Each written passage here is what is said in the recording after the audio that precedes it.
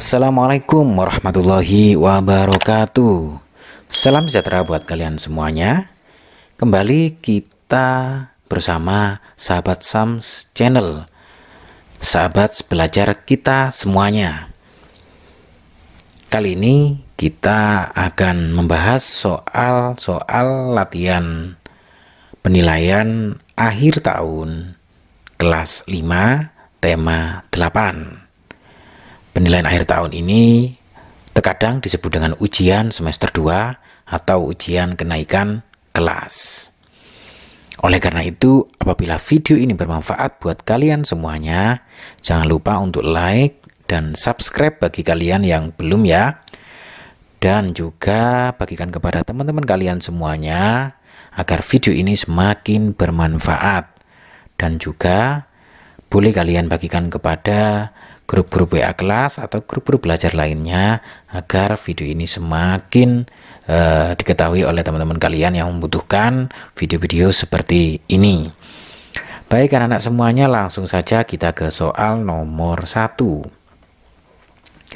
Sikap menghormati keragaman budaya di Indonesia dilakukan dengan cara A. Memandang rendah budaya daerah lain, B. Menonjolkan kebudayaan daerah sendiri, C. Mempelajari adat istiadat daerah lain, dan D. Menjelek-jelekkan kesenian daerah lain.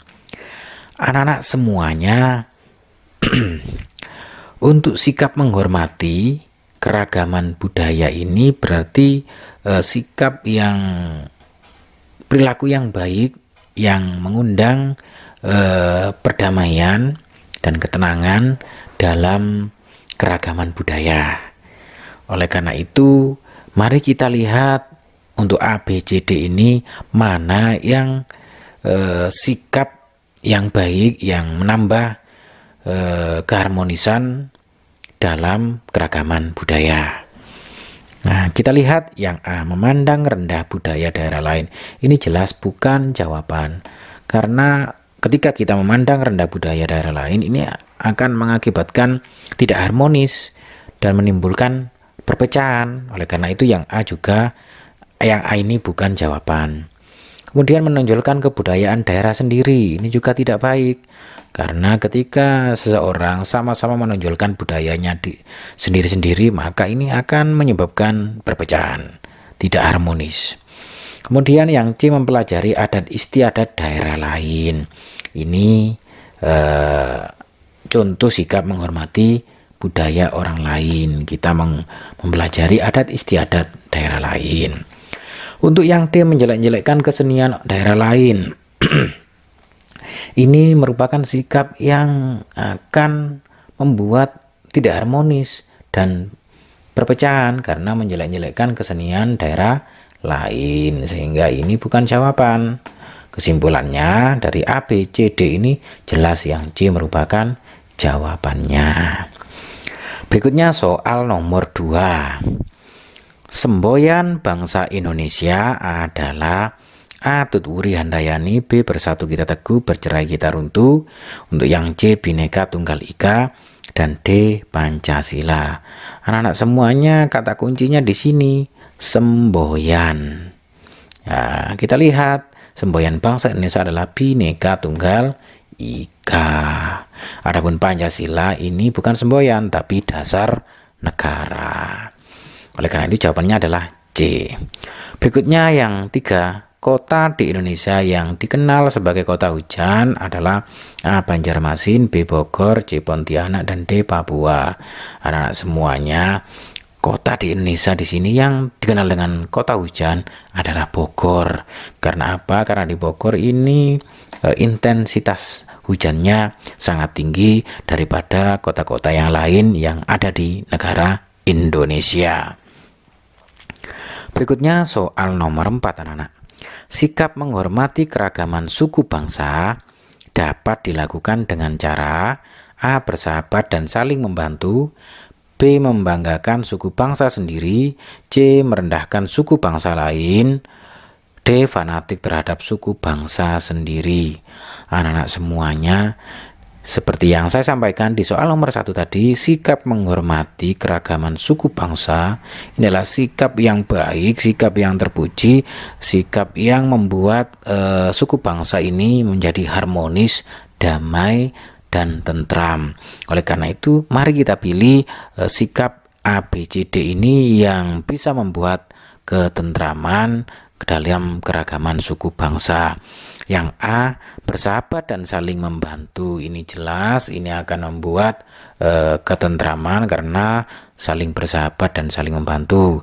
Untuk yang B, membanggakan suku bangsa sendiri, ini jelas bukan, karena kita kalau membanggakan suku bangsa sendiri dan meremehkan yang lain akan mengakibatkan perpecahan dan ketentraman tidak akan terjadi.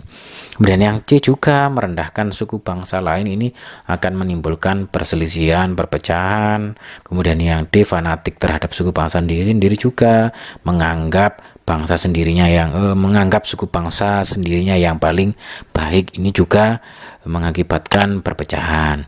Oleh karena itu kesimpulannya dari A, B, C, D ini bahwa jawabannya adalah A, bahwa bersahabat dan saling membantu ini merupakan contoh sikap menghormati keragaman suku bangsa.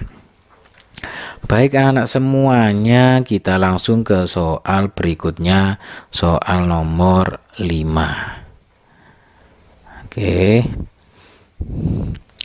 Bacalah kutipan cerita berikut.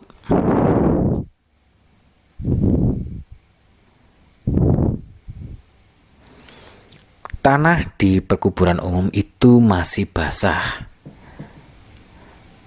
Saya ulangi lagi, tanah di perkuburan umum itu masih basah ketika para pelayat sudah pulang. Sementara aku masih duduk sambil sesekali menyekap air mata.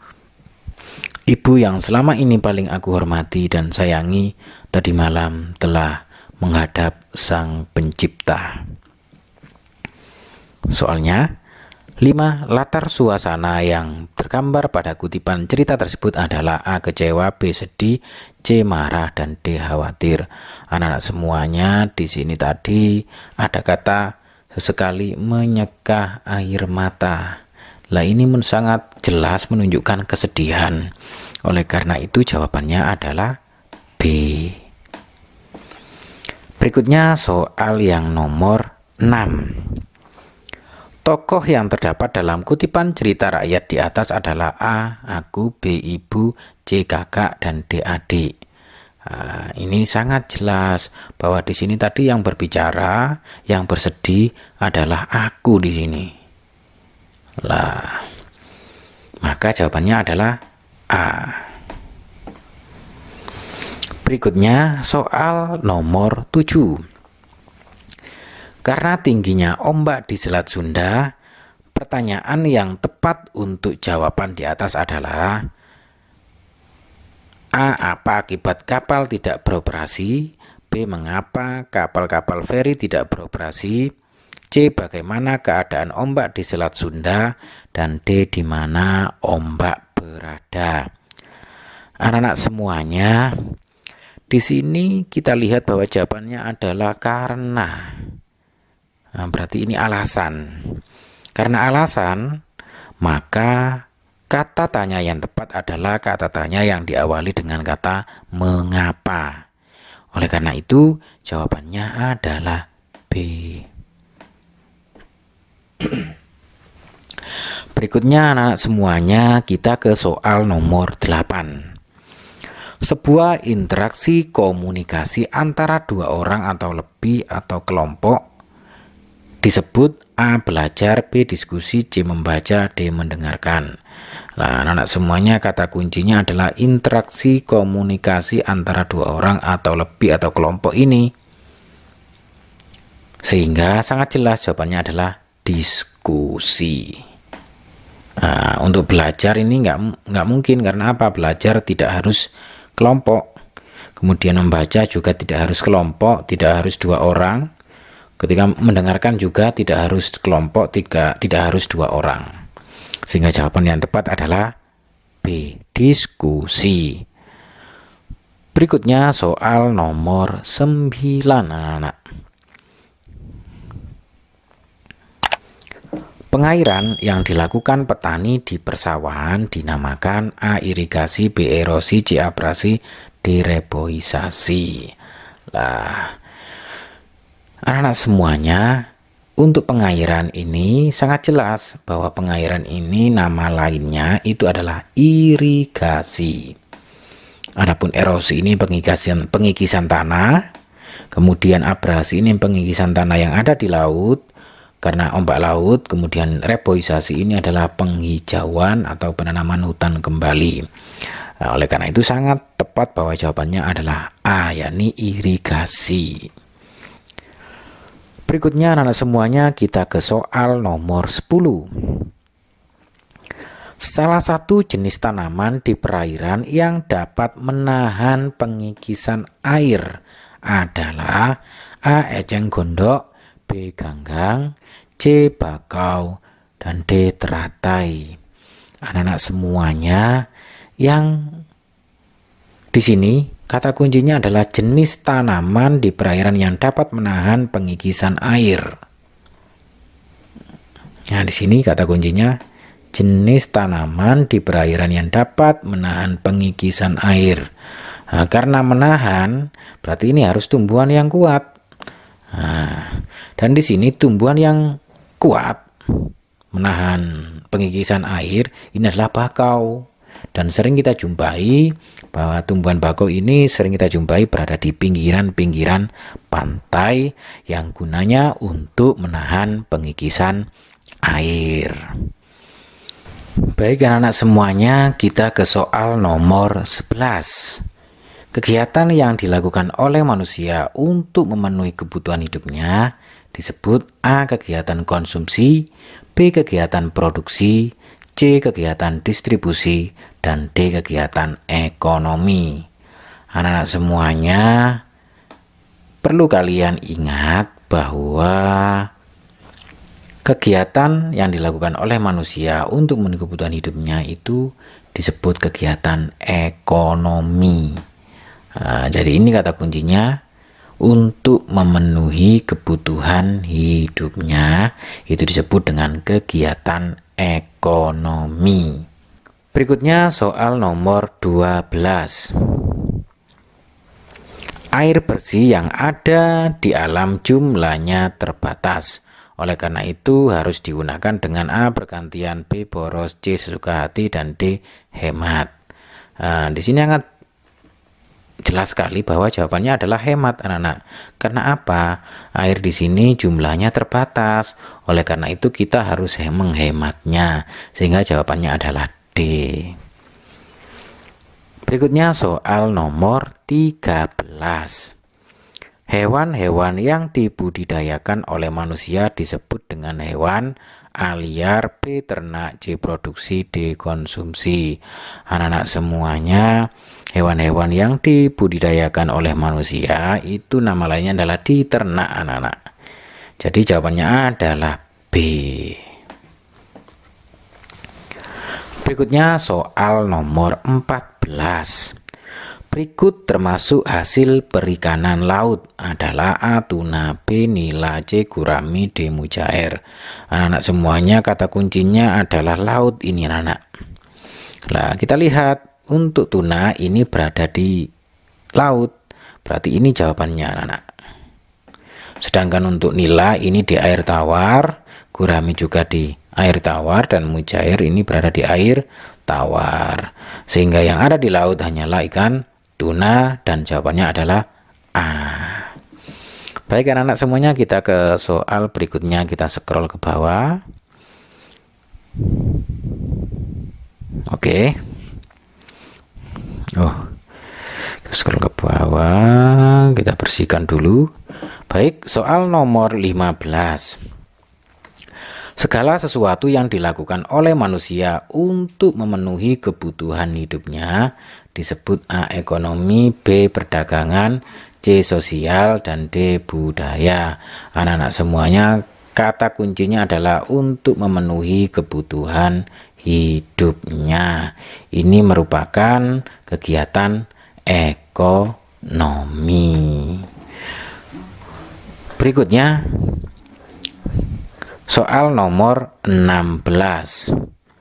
Kegiatan produksi yang dilakukan oleh nelayan sebagai berikut, kecuali berarti yang bukan ini. A. Menjala ikan, B. Menjemur ikan, C. Mengkonsumsi ikan, dan D. Mengasinkan ikan. Untuk menjala ikan ini jelas sekali pekerjaan seorang nelayan, menjemur ikan juga pekerjaan nelayan.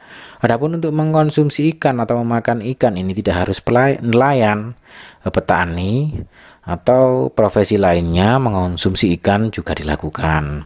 Sehingga ini merupakan jawabannya karena ini yang bukan tugas nelayan saja.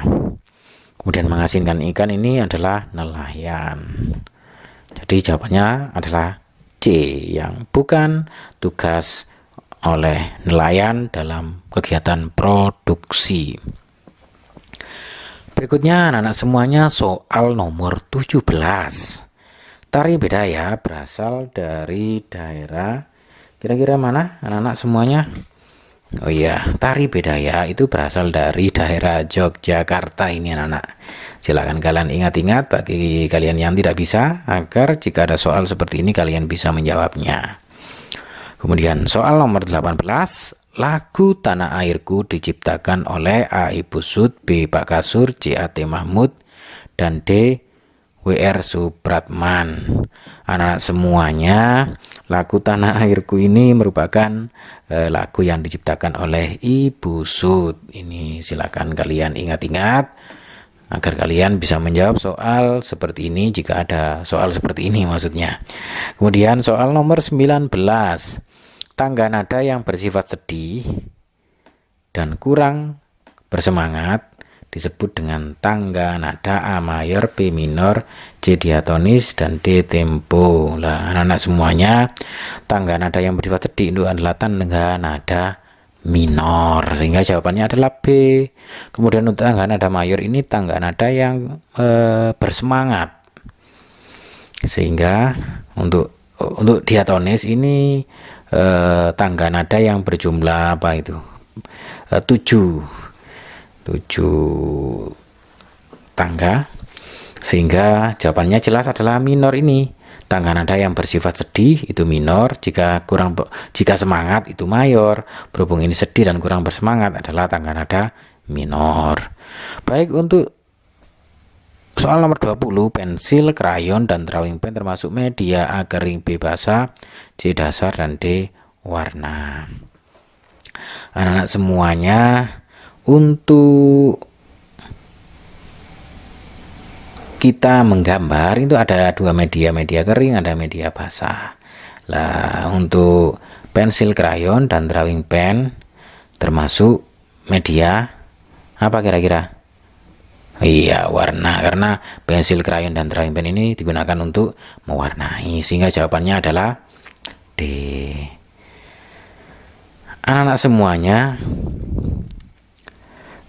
untuk soal 21 hingga yang terakhir ini, kita lanjutkan pada pembahasan soal berikutnya, yakni pada season kedua video ini. Apabila kalian ingin melihatnya, kalian bisa melihat videonya pada link yang terdapat pada deskripsi video ini. Apabila linknya masih belum ada, berarti saya masih belum membuatnya. Namun coba kalian lihat, jika linknya sudah ada berarti saya sudah membuat pembahasan untuk soal 21 hingga soal yang terakhir. Sekali lagi saya mengingatkan, apabila video ini bermanfaat buat kalian semuanya, jangan lupa untuk like dan subscribe bagi kalian yang belum subscribe, dan jangan lupa dibagikan kepada teman-teman kalian, boleh grup WA kelas atau grup-grup belajar lainnya, agar video ini semakin bermanfaat.